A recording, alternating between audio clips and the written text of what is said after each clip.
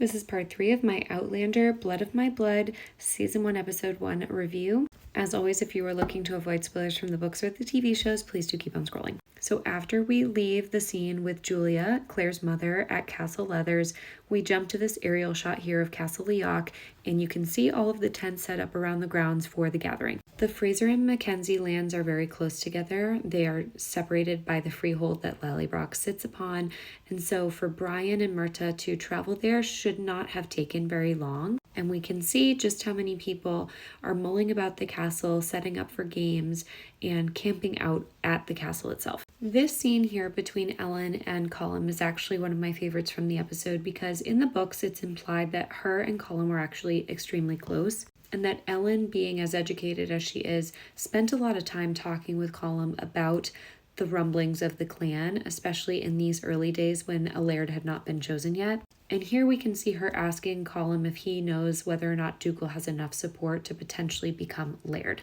Because she knows that if he were to become laird, essentially Colum would be forced out of the castle, if not worse. I think it's important context from the books to let you know as a viewer that Colum was crippled as a child, and Ellen was often the one that took him for walks, nursed him to health. They were very, very close, which is a little bit of foreshadowing given how the end of the episode plays out between the two of them. Because imagine you're Ellen and you tell your brother Colum that you are supportive of him becoming laird, and at the end of the episode he turns around and offers you up as a pawn to Malcolm Grant and undoes everything that your dad did to protect you. We get our glimpse of the games, and we can see Dougal here playing very similarly to how he does in Outlander against Jamie, playing dirty, hitting everyone he can, and being absolutely ruthless. And this is another scene that is really closely mirroring scenes from the main series, which as a show watcher, it might seem like you're getting hit over the head by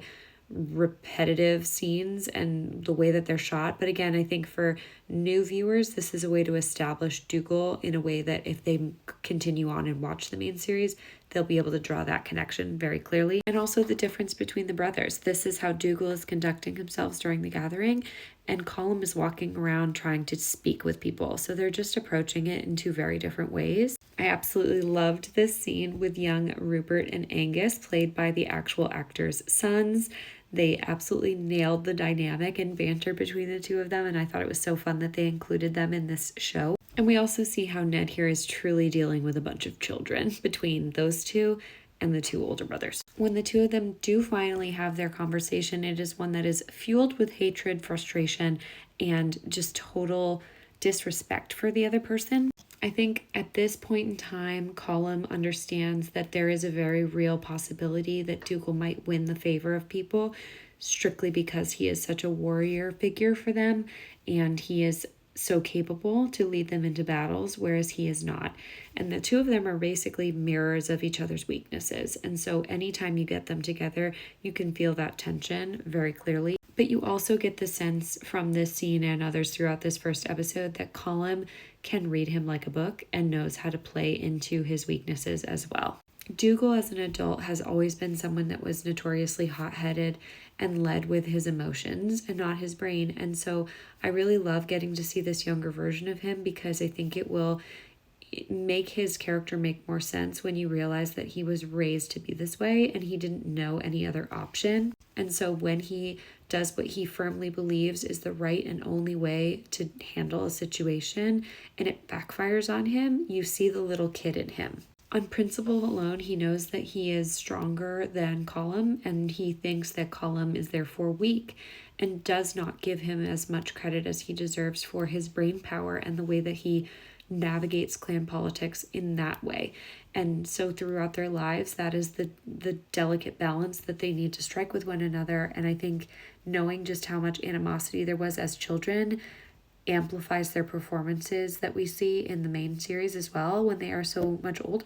This scene here between Colum and Ellen is actually a very important one in my opinion, because I think it's when Colum starts to figure out how much power he might wield if he can use Ellen as a pawn, because Ellen points out that the man that they meet here did not hide his intentions well, and Colum tells Ellen that he's trying to basically weasel his way into the clan Mackenzie. And I think that a lot of that is coming from paranoia, because he's starting to worry that Dougal might actually end up beating him out for the position as Laird. And I think if someone is in that fragile headspace, they will grasp at any straw. And so even though he criticizes Dougal for doing the same thing, he's starting to in his own way. When Murtagh and Brian finally arrive, we can see that Murtagh instantly clocks where Ellen is and zeroes in on her, and Brian encourages him to go after her and is very obviously uncomfortable being here, feeling like he has eyes on him and he has to watch his back. I really enjoyed this scene here when Mrs. Fitz and Murtagh actually reunite with one another,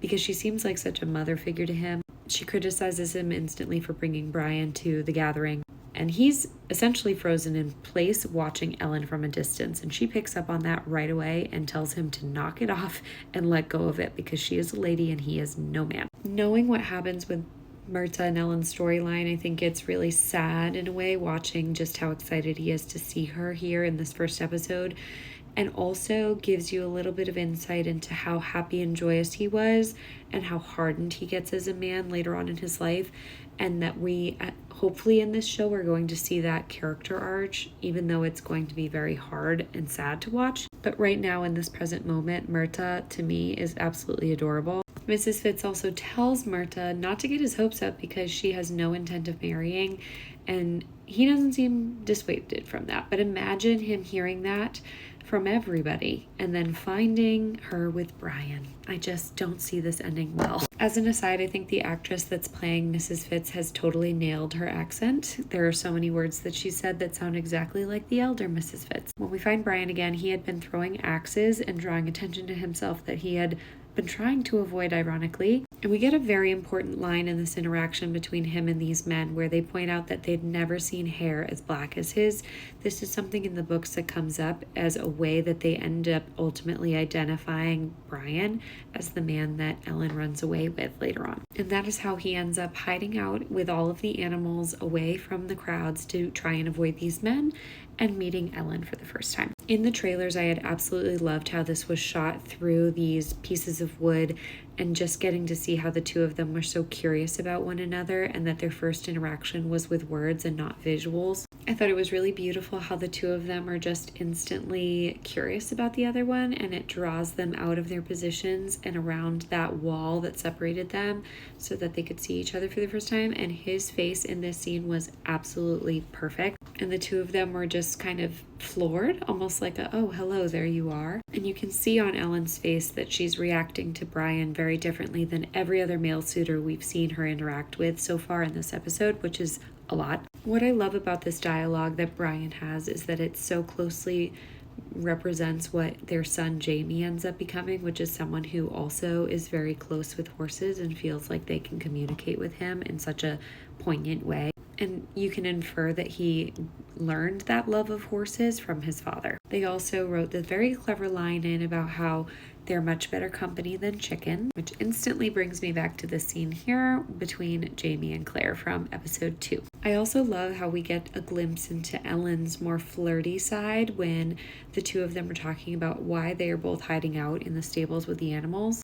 Ellen tells Brian that she's hiding out in the stables to avoid suitors because she is just tired of entertaining them, and Brian says he's not surprised. Ellen reciprocates the question by asking why Brian is hiding in the stables, and he says, I too have many suitors that I'm trying to avoid. And Ellen wastes no time by saying, I'm sure you do. It's the first little glimpse into her interest in him that Brian receives, and I think that is kind of the jump start of him realizing that there's something brewing here. I really did love how they made this romance so instantaneous that the two of them recognized kind of that this was the match that they've been waiting for, and that Brian pauses here to make sure that he doesn't just walk away from this woman. And he really sets their whole romance in motion by turning around and asking her to meet him at that bridge during the hunt the next day. Now, the one quip I have is that it's hard for me to believe that when he was standing next to Murtagh and Murtagh was staring at Ellen, that Brian didn't figure out that this is the same woman. But as we know, the relationship dynamic between those three is going to get very messy this season.